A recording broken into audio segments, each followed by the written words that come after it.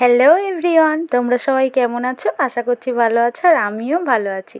এই যে দেখো, আজকের যাকে নিয়ে চলে এলাম, একটা কিউট বাচ্চা। সেটা হলো অবশ্য আমার নয়, হ্যাঁ, যেটা নিয়ে মেন ব্লগ সেটা হচ্ছে আজ চলে গিয়েছিলাম হাটখোলা। হাটখোলায় একটা ফুচকা দোকান আছে। আমার আশেপাশে যারা বসবাস করে, আমায় চেনে, তারা তো জানে হাটখোলা জায়গাটা কোথায়। তো এখানে এত সুন্দর অসাধারণ একটা ফুচকা বানায়, জাস্ট ভাবা যায় না। মনে হয় পৃথিবীর সেরা ফুচকা। কারোর যদি মনে হয় যে এই ফুচকাটা একবার টেস্ট করার ইচ্ছা হয় আমার কথা শুনে, তো অবশ্যই তোমরা টেস্ট করো। তো করার পরেই বুঝবে যে সত্যিই আমি বলেছিলাম যে ফুচকাটা সত্যিই অসাধারণ। এত সুন্দর, এত সুন্দর যে ভাবা যায় না। আমার তো সময় হলেই আমি আমার বরমশাইকে বলি যে চলো আমায় ফুচকা খেতে নিয়ে, সেটা হচ্ছে হাটখোলায়।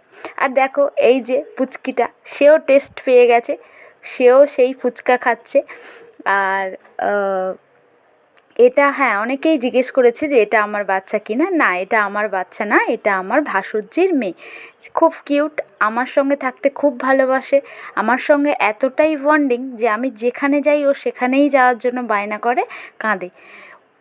ও যতটা ক্যামেরায় সুন্দর না লাগছে, তার থেকেও বাস্তবে খুবই সুন্দর, খুবই কিউট। ওর গায়ের কালার একদম অসাধারণ। তো চলো দেখো আইটেম গার্ল কেমন হাঁটছে আমার হাজব্যান্ডের সঙ্গে। তো এবার ফেরার পালা, সবাই ফিরি।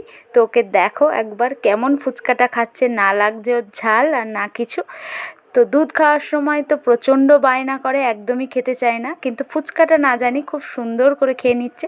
যাই হোক, ব্লগটা কেমন লাগলো সবাই জানিও। ভালো থেকো, টাটা।